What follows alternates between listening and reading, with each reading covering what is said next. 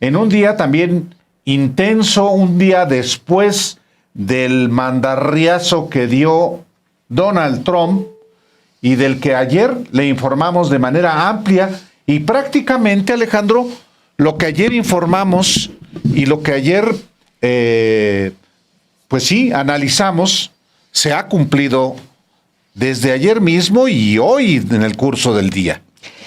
Sí, ayer yo comentaba en el programa hace rato con Nancy y con Manuel. Decía que habíamos estado comentando ellos, nosotros tres habíamos estado platicando porque nos tocó transmitir en vivo ayer a Trump. Luego llegaste tú para trabajar la portada, llegamos a trabajar y decíamos, después de haber leído un montón de textos, de haber revisado un montón de análisis, de haber desmenuzado lo que había presentado Trump, nuestro reto era decir ayer qué había pasado, porque, bueno, había mucha verborrea típico de Trump y había mucho contenido en el aire. No todo el mundo sabía bien qué había pasado, qué se había anunciado. Y nuestra cabeza de ayer fue zarpazo al mundo, rasguño a México. Aquí, Álvaro, en el chat había una cantidad infame de individuos que empezaron a decir que no, cómo era posible que nosotros dijéramos que México, sin que nosotros hubiéramos dicho tal cosa, no hubiera salido dañado. Y había un ataque ahí bobo de troles diciendo, no puede ser, si nos acaban de... Sí, yo dije, pues es un 25% sobre un sector que se defiende casi solo, pues son los más ricos del planeta. Están en esa lista de los dueños de los automóviles. Y es un arañazo, dijimos ayer, a México. Hoy por la mañana, todos los mercados del mundo habían abierto ya con caídas espectaculares. De hecho, la peor caída desde la pandemia se registró el día de hoy. Fuimos testigos de un jueves negro en el mundo. El petróleo cayó de precio. El dólar estadounidense cayó de precio porque la perspectiva para el mundo es muy mala. ¿Sabes tú cuáles son las únicas acciones del mundo que el día de hoy crecieron? Y una de las únicas monedas del mundo que se apreció, e incluyo en esta canasta de monedas que usted se puede imaginar, al dólar, al euro, a la libra esterlina, a las más poderosas monedas del planeta, las incluyo, incluyendo yenes y las monedas asiáticas. El peso. El peso. ¿Cómo sucedió eso? Yo les decía hace un momento, es la primera vez, creo yo, en la historia en la que, para empezar, no somos la mala nota, no somos los que causó la crisis global.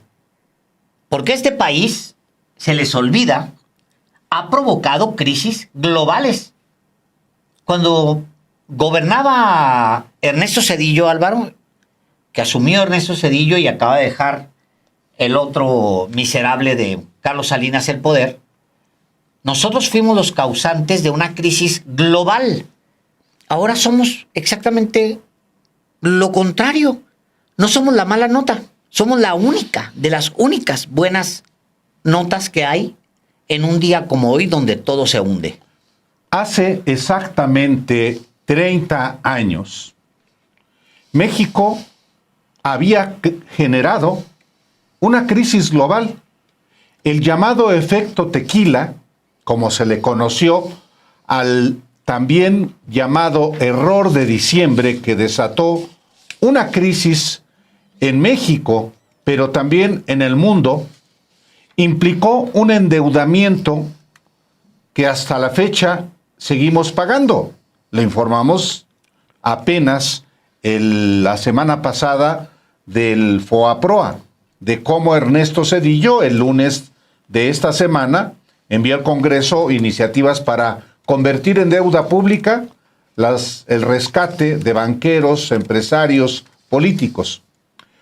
Hace exactamente 30 años también, México, Ernesto Zedillo, tuvo que pedirle a Estados Unidos, que era gobernado por William Clinton, 20,000 millones de dólares y comprometió el petróleo, precisamente.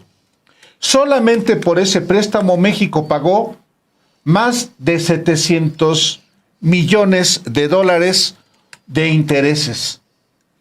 Hace exactamente 30 años, Ernesto Zedillo, quien tenía apenas 4 meses en el cargo, estaba derrumbado, abatido, derrotado, en medio de un colapso financiero que en estas fechas también estaba, por supuesto, generándose una deuda que todavía arrastramos. Eso ocurría hace exactamente 30 años, cuando se generó esta crisis global como consecuencia del error de diciembre, cuyas responsabilidades son de Carlos Salinas y de Ernesto Zedillo.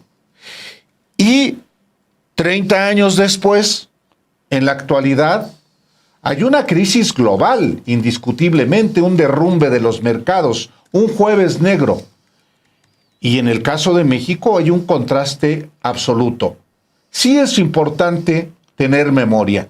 Y qué curioso también, hace exactamente 20 años, se cumplirán el próximo lunes. El próximo lunes se cumple. Próximo lunes 7 de abril se cumplen 20 años, 2 décadas precisas, del desafuero de Andrés Manuel López Obrador como jefe de gobierno del entonces Distrito Federal. Y diría yo algo más, Alejandro. Hace 30 años, en marzo de 1995, había en Tabasco una crisis política derivada de la elección del 20 de noviembre de 1994. Por fin había tomado posesión y había podido entrar a la Quinta Grijalba Roberto Madrazo después del fraude electoral que cometió. Y López Obrador emergía en aquel momento como un dirigente que un año después, en el 96, llegaría a la presidencia del PRD y luego a la candidatura de la jefatura de gobierno del entonces Distrito Federal, y el 7 de abril de 1995 sería desaforado. Hace exactamente 20 años. 30 años de la enorme crisis que derrumbó la economía, 6.5% del Producto Interno Bruto. Menos 6.5% del Producto Interno Bruto, responsabilidad de Ernesto Zedillo, que era el presidente de la República, pero con la complicidad de Carlos Salinas. Es correcto. Viene una serie de préstamos que se le dan a México, la mayoría de Estados Unidos, también de instituciones financieras internacionales, Fondo Monetario Internacional, Banco Mundial, etcétera. Pero hay un primer préstamo de 20,000 millones. Hay un préstamo específico de 20,000 millones para que pudiera operar el gobierno, Álvaro. Independientemente del rescate. El rescate se da por 65,000 millones de dólares. Hay 20,000 millones de dólares en préstamo para que opere el gobierno. Claro. O sea, es nomás, échate a andar. Porque ya todo se fue a la fregada. Échate a andar. Sí. Ese es el primer préstamo que se da. Molesta luego mucho que se recuerden este tipo de cosas. Le molesta mucho a un sector que se pone muy, muy bronco porque se recuerdan estas cosas. Yo iba a decir, bueno, que se acostumbren, si no se han acostumbrado, porque aquí decimos lo que se nos pega la gana para empezar. Y para terminar, para decirlo más, más pronto, lo vamos a seguir haciendo hasta el final, que se acostumbren. Pero fíjate nada más, Álvaro, 2000, cómo es maravillosa la vida, porque estos tres eventos se dan. Uno, la mayor crisis quizá de la historia de México. Sí hay crisis anteriores y cíclicas y demás, pero esta es muy profunda, tanto que es la primera, se considera en realidad la primera crisis financiera de la historia del planeta. La primera crisis financiera de la historia del planeta, la que nos sucede a nosotros. Es una crisis de instrumentos financieros, de insolvencia financiera que afecta a las monedas, que hunde a todo mundo. No solamente al vecindario, ¡pum!, le pega a todo mundo. Vámonos al abismo, jalados por México. México, lo que pasa es que, para explicarlo de una manera muy rápida, todo estaba echado a andar como si fueran carritos de cuerda. Y de repente el carrito de cuerda se le revienta la cuerda, ¡pum!, y bota el carro y lo hace pedacitos.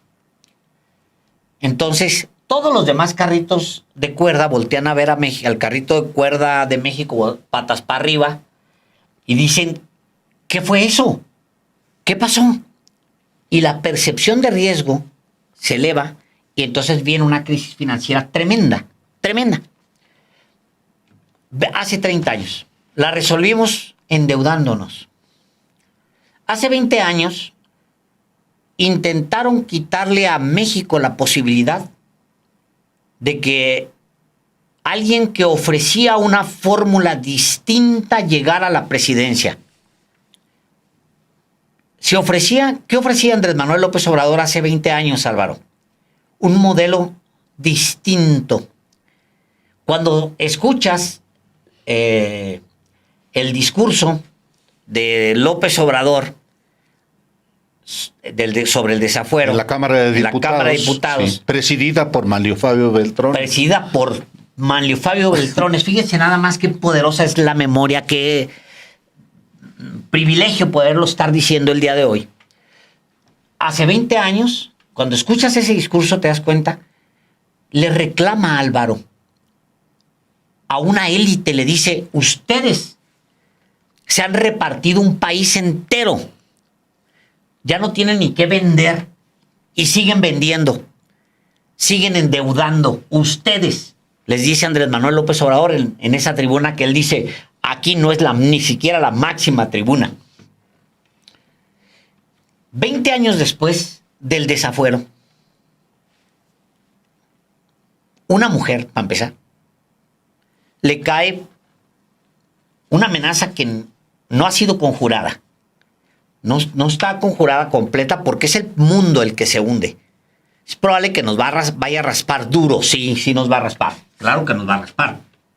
¿Por qué no? Si no estamos aislados, todo lo contrario. Estamos interconectados. Pero le cae en las manos a una mujer de izquierda, presidenta, la posibilidad de gestionar una crisis. Se le pone la crisis en la mano. Cuando le cayó en la mano a Ernesto Zedillo hace 30 años, hizo no voy a decir la palabra que es muy fea, se metió a la tienda de cristales con un marro en la mano y destrozó todo. Y con un poquito de inteligencia y otro poquito de sabiduría y de paciencia y de cabeza fría y otro dosis de esto y aquello y aquello y aquello y pum, pum, pum, pum, pum, se le entregó una crisis en la mano y la resolvió. 20 años después resuelve la presidenta de México una cosa distinta. No digo que 30 años después. No digo que esté conjurado, pero hay una enorme distancia entre el resultado, entre lo que sucedió el día de hoy y lo que sucedió hace 30 años, y los dos tienen que ver con manejo de crisis y con percepción de riesgo. Los dos casos, exactamente los dos casos. Hoy la propia presidenta Claudia Sheinbaum dice por la mañana en su conferencia de prensa esto todavía no termina. Pero, obviamente, también puntualiza el trato diferenciado que hubo de Donald Trump hacia México y Canadá, hay que decirlo, y que tiene que ver con que hay una relación de la presidenta de México con Donald Trump de respeto y también por el enorme respaldo popular que tiene ella como jefa del Estado mexicano. En 1994, a diciembre, cuando estalla la crisis, y empezando enero de 1995, efectivamente,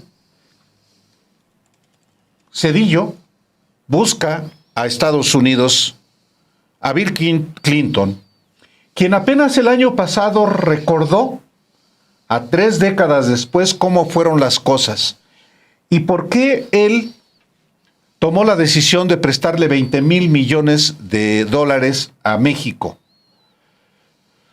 Dijo entonces el año pasado Clinton sobre lo que pasó en el 95, hace 30 años. Dice, todo el mundo estaba en contra del peso. Nadie tenía fe en México y no tenía recursos. La crisis financiera, por el efecto tequila, puso en riesgo la capacidad del gobierno mexicano y entonces, frente a esta situación, Clinton le dio ese crédito de 20,000 millones de pesos. ¿Por qué se lo prestó Clinton? Bueno, pues porque le iba a pagar intereses, le dejó empeñado el petróleo y porque dijo también Clinton que el problema que se veía venir es que iba a haber un impacto en el flujo migratorio si no otorgaban ese préstamo. Y dijo también, bueno, el gobierno mexicano pagó el empréstito con 700 millones de dólares de intereses, menos de lo que se había pensado inicialmente. Eso es lo que dijo apenas el año pasado Bill Clinton en una visita que hizo a México. Y, pues, en realidad, la principal deuda no la seguimos pagando los mexicanos.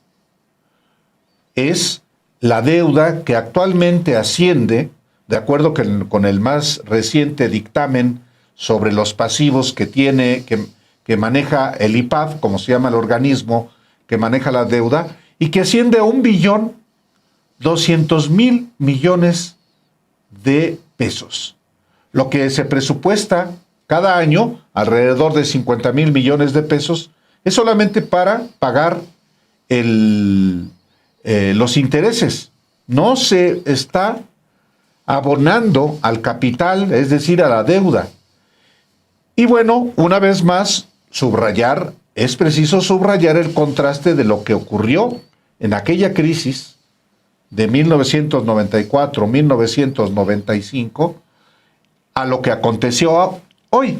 Inclusive, Alejandro, hace exactamente 30 años, poquito menos, en el 12 de marzo de 1995, Ernesto Zedillo pronunció un discurso a la nación para hablar justamente sobre lo que estaba pasando en el país. ¿Y qué pasaba en el país? Pues que estaba en medio de este colapso económico. No sé si te pasé el discurso. No, creo que no. No me lo pasaste. No te lo pasé. Porque eres envidioso, por eso en el fondo eso es. Es que mandé otra cosa. No, esa es la verdad. Esa es la verdad. Porque eres envidioso. Por eso no, pero mientras lo localizas, porque obviamente. Aquí está el mensaje a la nación del 12 de marzo del 95. A ver, dame el dato. 12 de marzo. Aquí está, te del lo mando. 95, 12 de marzo de 1995. Bien, échamelo, a ver. Ahí está. Perfecto. Ay, qué bonito. Qué bonito, sí. decía Ernesto Zedillo en ese mensaje a la Nación hace 30 años.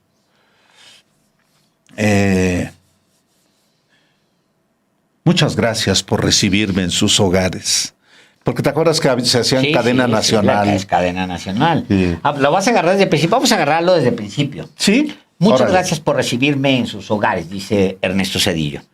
El jueves pasado, el gobierno de la República informó de las medidas adicionales que debemos adoptar para enfrentar la grave situación económica que aqueja a nuestro país. Con toda razón, la gente percibe que buena parte de estas medidas requerirán un enorme esfuerzo de todos.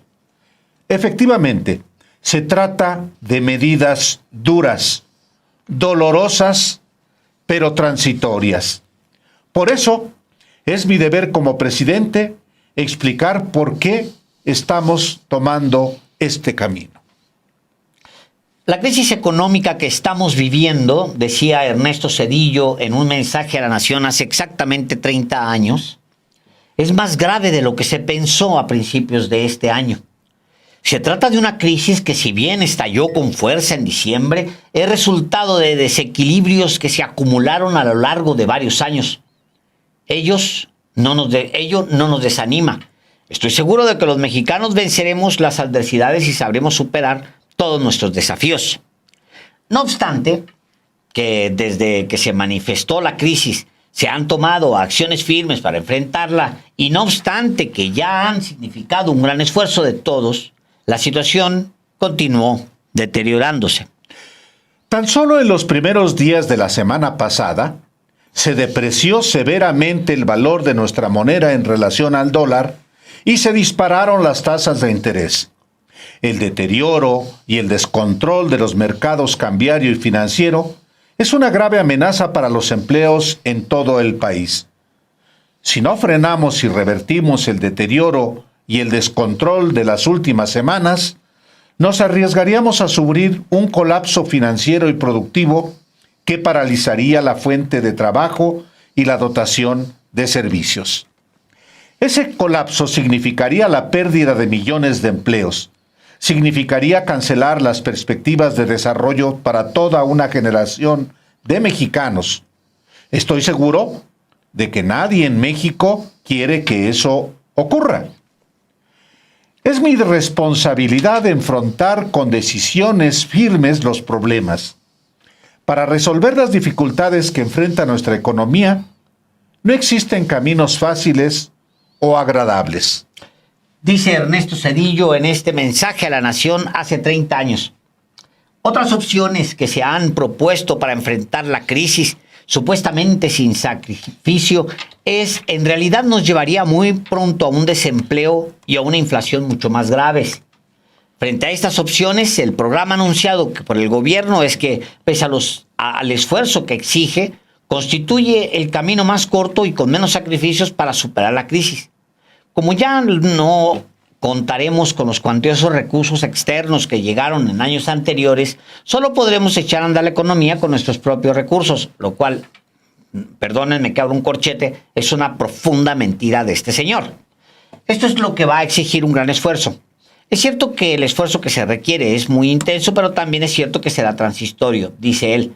El programa contiene medidas que resultarán muy difíciles para todos. Lo más doloroso del programa de ajuste son las alzas de los precios y tarifas del sector público y del IVA. Seguramente muchos de ustedes se preguntan cómo es posible que el gobierno suba sus precios para evitar que después haya más inflación. Si el gobierno no aumenta los precios, advierte Ernesto Zedillo, de los bienes y servicios que proporciona, al poco tiempo ya no le alcanza y tiene que imprimir dinero, lo que desemboca en inflación o pedir prestado, lo que hace que suban las tasas de interés. El gobierno hará un muy fuerte recorte adicional en su presupuesto, pero cuidando de proteger el gasto destinado a educación, salud y abasto y a fomentar las fuentes de empleo. Además, reforzaremos las medidas de ahorro y solidaridad en todo el gobierno y se sancionará con todo el rigor a quienes utilicen inadecuadamente o desvíen los recursos públicos. Nunca, y menos ahora, es aceptable que los recursos que el pueblo encomienda al gobierno para su manejo sean mal utilizados o desperdiciados. Nunca, y menos ahora, pueden tolerarse actos de corrupción. Para evitarlo, aplicaremos estrictamente la ley. Carajo. El programa de ajuste, agrega Zedillo, incluye acciones para resolver o aminorar en el corto plazo algunos de los problemas que las crisis han traído a los hogares y a las empresas pequeñas y medianas. Por ejemplo, dice, se promoverá el incremento a los salarios mínimos generales y profesionales a partir del 1 de abril, así como una baja de impuestos a los trabajadores que ganan entre 2 y 4 salarios mínimos. Se mantendrán los beneficios fiscales ya otorgados a los trabajadores que ganan hasta 2 salarios mínimos. Se intensificarán los programas de capacitación para los trabajadores desempleados, así como para trabajadores en activo. El Seguro Social extenderá de 2 a 6 meses el seguro de enfermedades y maternidad para los trabajadores desocupados. El gobierno también mantendrá el presupuesto para los subsidios a productos básicos de consumo popular, como tortilla, leche y pan. Pondremos en marcha un programa especial para la creación de trabajos en las zonas rurales más pobres, en las ciudades con mayor desempleo. Se hará un programa para reestructurar con plazos largos los créditos que deben las empresas. El monto de créditos que podrá ser reestructurado bajo este programa supera la totalidad de la cartera vencida de la banca comercial.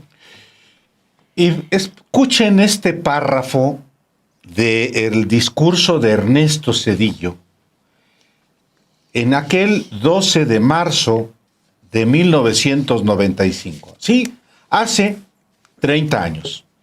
Y que fue el discurso, el mensaje a la nación previo al mandarriazo. Así es. Del aumento del IVA del 10 al 15%, con aquel hierro que señala a lo que vamos ahorita. Este párrafo que sí, de Zedillo, escúchalo. Los próximos meses serán los más difíciles. Uno antes, Álvaro, perdón, para que quede en el... Es verdad. Con la reestructuración... No, ya lo... No. Con la reestructuración de adeudos podrán salvarse miles de pequeñas y medianas empresas y miles de empleos. También se establecerán mecanismos para apoyar a las familias que han contratado créditos hipotecarios en la banca comercial. En efecto, es un párrafo clave, importantísimo. Vámonos. Y luego el que sigue. Los próximos meses serán los más difíciles. Ya durante el segundo semestre del año, lo más duro habrá pasado y empezaremos a percibir gradualmente la mejoría. Algunos resultados favorables se darán inclusive más pronto.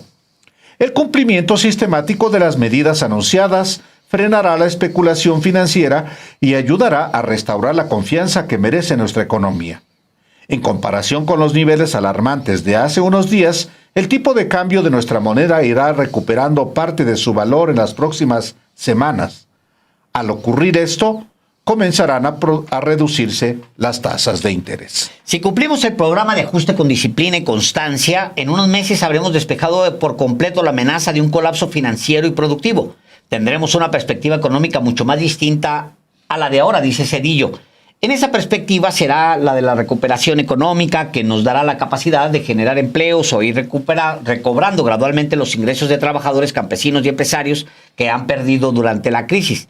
La superación de la actual crisis financiera y el posterior inicio de la recuperación serán los pasos intermedios para un crecimiento económico sostenido. Debemos tener confianza en que en los próximos años lograremos ese crecimiento. Para alcanzarlo, el rumbo económico debe estar claro desde ahora. Este rumbo comprende la disciplina fiscal y monetaria. Requiere que estimulemos, como antes nunca, el ahorro nacional para no depender indebidamente de recursos externos. Requiere el fomento de sectores productivos, en especial al campo y a las pequeñas empresas, y el aliento a la inversión privada y extranjera. Requiere la promoción de las exportaciones para generar más empleos aprovechando de nuestros vínculos en los mercados internacionales. Este rumbo comprende también el fortalecimiento de la política social para que todos los mexicanos cuenten con educación suficiente y de calidad, mejor salud y además servicios básicos. Este es el rumbo para generar los empleos y los recursos que permitan superar el rezago e injusticias. Agrega en este mensaje a la nación de hace exactamente 30 años Ernesto Zedillo. Nuestro país tiene un gran potencial de desarrollo, pero un pleno desarrollo exige que hagamos de México un auténtico país de leyes y exige fortalecer nuestra democracia. El progreso y la paz social solo son posibles en un genuino Estado de Derecho. La ley obliga a todos por igual y nadie, absolutamente nadie, puede estar por encima de ella. Mucho han dañado a la nación los casos de impunidad, resultado del abuso de poder, el mal uso de la autoridad y la corrupción. Es nuestra obligación aplicar la ley sin excepciones. Desde el primer día del sexenio, se ha trabajado para lograr que la ley sea norma real de la convivencia social. Se ha logrado una trascendental reforma constitucional. Existen ya sólidas bases para un poder judicial más eficiente, más fuerte y más capaz de cumplir con sus responsabilidades. Se está cumpliendo el compromiso de no descansar hasta que se haya hecho justicia en los casos de los brutales asesinatos de figuras destacadas de la vida pública del país. Nada ni nadie debilitará mi decisión de encabezar la construcción de un auténtico Estado de Derecho como lo merecen los mexicanos. Lo haré presidiendo un gobierno de leyes en el marco de una democracia fortalecida. Estamos enfrentando al mismo tiempo grandes retos políticos, sociales y económicos. Unidos sabremos superarlos. Todos queremos una nueva democracia, una vida política limpia y unidos todos debemos participar en su realización. Todos queremos que se resuelvan, en definitiva, los problemas que han sido motivo de preocupación y unidos vamos a lograrlo. Con la misma unidad que requerimos para avanzar en una vida política sana y una justicia sana, nos esforzaremos para construir una economía sana, una economía con oportunidades para prosperar. Debemos estar seguros que con el esfuerzo y unidad vamos a superar la crisis muy pronto. Con unidad y esfuerzo seremos más dueños de nuestro futuro y de mejor porvenir para nuestros hijos. Por eso, unidos hagamos este esfuerzo, hagámoslo por México. Buenas noches, gracias por su atención. Ernesto Zedillo en este mensaje a la nación el 12 de marzo de 1995. ¿Habla de endeudamiento? No. No habla de endeudamiento. ¿Habla del rescate de los bancos, de los banqueros? No, no habla del rescate de los banqueros. ¿Habla del rescate de las grandes empresas vinculadas siempre con el poder? No, no habla. Habla del rescate de las pequeñas empresas que reventaron por cientos de miles por todo el país. De eso habla. Es 30 años después un discurso mentiroso, embustero, como lo fue siempre, siempre ese gran hipócrita de Ernesto Zedillo. Y 5 días después de ese discurso, en la Cámara de Diputados, que tenía una mayoría del PRI, cuyo coordinador era Humberto Roque Villanueva, se aumenta el IVA 50%. Pasa del 10% el impuesto al valor agregado al 15%.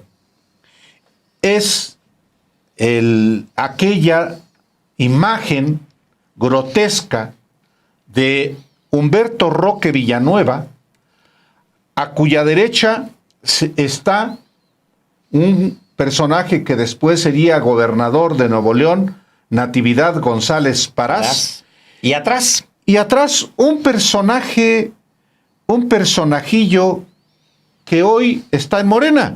¿Quién es? Óscar Cantón Cetina. Ándale. Un personero de Adán Augusto López Hernández. El que está atrás, celebrando. La Roque Señal. La que está, el del puño al fondo. Allí estaba este personaje. Mira, a ver, déjame ver si en esta otra imagen que tomamos también del video te puede, a ver si esta otra que te acabo de... Sí, porque de en esta no lo alcanzó a ver, pero ahí estaba Óscar Cantón Cetina, de este clan, de algunos se dedican al periodismo desde hace muchos años. Exactamente. A la extrema izquierda, allí está... Celebrando. Óscar. Ahora es parte Cetina. de Morena. Pues sí, hoy es parte de Morena. Bueno, Y pues estas cosas que así se dan. Esa Roque señal va a acompañar a Roque Villanueva toda su vida política, todo el resto de su carrera política. ¿es senador Óscar Cantón Cetina, Alejandro? No, yo sé. Hablo de Roque, claro. Roque Villanueva. Sí. Ya de eso no se liberan. Del otro se olvidó muy pronto. Sí, claro. Nadie le dio seguimiento hasta aquí, que se le puede mencionar, sobre todo porque pues es... Ahora, déjame, me regreso un momento nada más para que entienda un par de datos más, porque estas cosas se olvidan con mucha facilidad. Hace 30 años se deja venir una turbulencia a partir de 1994, principios de 94. Primero entra en vigor el Tratado de Libre Comercio el día 1 del mes 1 de 1994. Es exactamente el mismo día en que estalla una guerra en el sureste mexicano. El Ejército Zapatista de Liberación Nacional se levanta en armas, harto de el abuso y harto de la explotación de los indígenas allá en Chiapas. Al mismo tiempo poco después se da el asesinato de Luis Donaldo Colosio Murrieta, es asesinado. Después viene el asesinato de José Francisco Ruiz Massieu, ya a mediados del año, y posteriormente viene la crisis de credibilidad. Entra Ernesto Zedillo y los inversionistas no creen en Ernesto Zedillo ni en su equipo. Entonces dicen, oye, gobierno de México, te prestamos dinero en estos años, regrésanoslo. Ese es el resumen de la crisis. Regrésanos el dinero. ¿Qué había pasado? ¿Por qué tanto dinero? ¿De dónde salió tanto dinero? A Carlos Salinas de Gortari le había parecido muy buena idea gastar y gastar y gastar y gastar, y aventó el déficit de cuenta corriente, lo aventó a niveles irresponsables que por supuesto no se pueden ver, no se han visto en estos años, a pesar de que tuvimos una gran crisis en el 2020, 21, 22. Al mismo tiempo, empieza a emitir un montón de papel que dice, bueno, por 100 pesos. Pagarés. Pagarés. Un montón de pagarés. Al mismo tiempo, los bancos, y ahí viene una lección para nosotros, para usted, para mí, para todos, empiezan a soltar el crédito. Acababan 4 años antes de darles la banca súper barata, Álvaro. La habían privatizado. ¿Quién?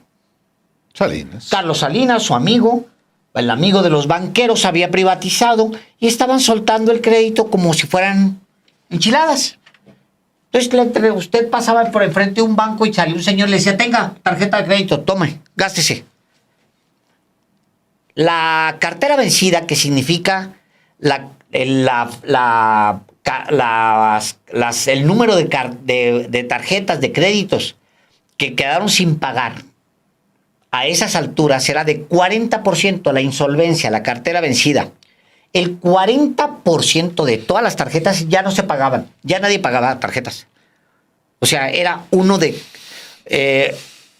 cada 2 no pagaba su tarjeta de crédito, ya no se pagaba.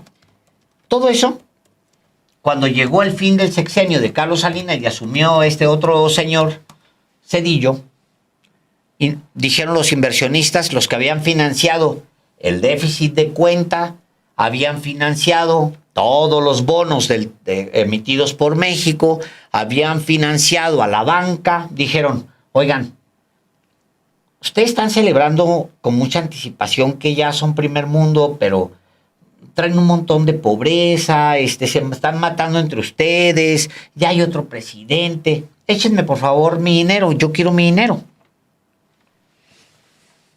Esa es la razón de la quiebra. Una crisis de credibilidad. ¿Qué es lo que pasó hoy en la mañana, Álvaro? ¿Por qué habría de tener el mercado bursátil mexicano mejores números que, por ejemplo, el Dow Jones? ¿Por qué la moneda de México se comporta mejor que, por ejemplo, el yen? O la libra. O el euro. O el dólar. ¿Por qué? Digo, estamos metidos en una crisis y nos va a pegar como México. La razón es la credibilidad. Hubo un manejo responsable de crisis. Tenía una crisis la presidenta de México. Tenemos una crisis todavía. Pero hasta hoy, como le dijimos ayer en la cabeza principal, que un conjunto de individuos estuvieron cuestionando, y yo no vi hasta después lo que estuvieron diciendo aquí en el chat, que estuvieron cuestionando la cabeza porque dijimos, era la de cabeza de ayer, zarpazo al mundo. Aquí está, zarpazo al mundo, rasguño a México. Sí. Esa es la cabeza que cuestionaron ayer. Pero cuestionaron algunos, ¿no? Algunos, por supuesto. Pues sí. Pero es bueno responder, porque este ángulo se cumplió apenas unas horas después. Pues sí. Sí, tal La cual. gran diferencia entre la gestión de crisis que hizo Cedillo, Álvaro, y la gestión de crisis que se hizo ahora. Tal cual. Tal cual, efectivamente. Bueno, sí hay un muy claro contraste y es importante tener memoria. Y es importante, efectivamente, dimensionar los episodios actuales y los históricos.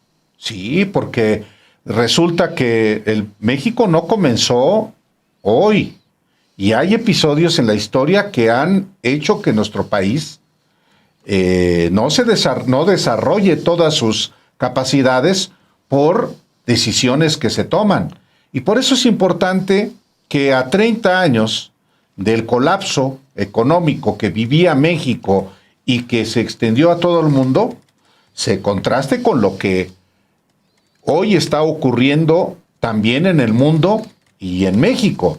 Y en ese sentido, por supuesto que la portada del día de hoy de los periodistas tiene que ver con eso.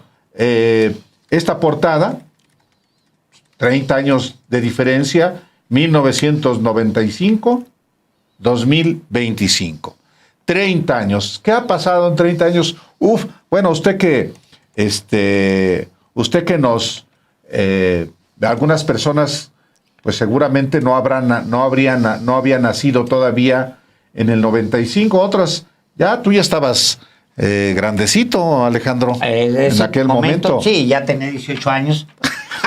Para entonces, me había hecho muy amigo en ese momento de Álvaro Delgado, ya era un periodista consumado, importante en el país. Bueno, pues sí.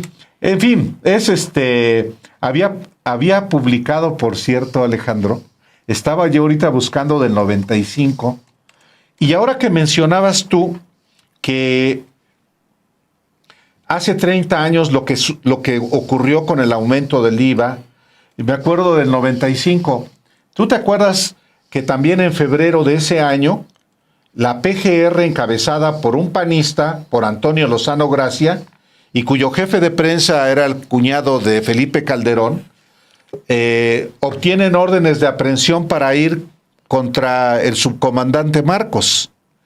Y es parte de lo que ocurría en febrero, porque en febrero también se fue contra Raúl Salinas de Gortari.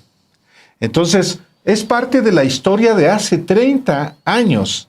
Y estaba viendo yo una portada de Proceso que se publicó también hace 30 años del subcomandante Marcos, pero cuando era profesor de la UAM Xochimilco. Ah, sí, me acuerdo, donde está sentadillo así, con el pelo largo, ¿no? Sí, está en una, no sé si se pueda abrir la foto, cuando Rafael Guillén era profesor de la UAM Xochimilco. Es una portada de Proceso, pero de agosto de 1995, con Sebastián Guillén Vicente identificado como el subcomandante Marcos. En fin.